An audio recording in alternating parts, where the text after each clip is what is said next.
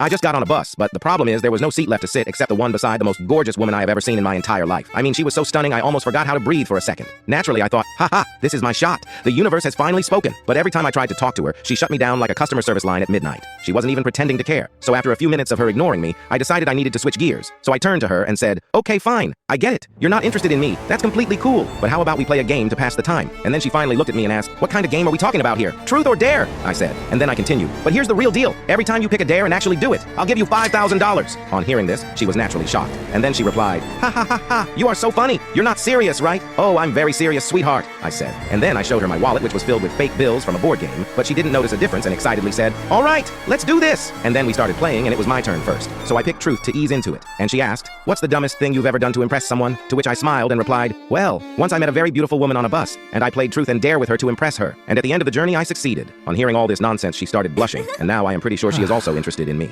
So after this, it was her turn, and she picked dare. So I told her, I dare you to slap the old lady sitting in front of us. And then without even thinking twice, she slapped that granny so hard that all the passengers in the bus could hear. And then the granny angrily got up and said, you stupid bitch.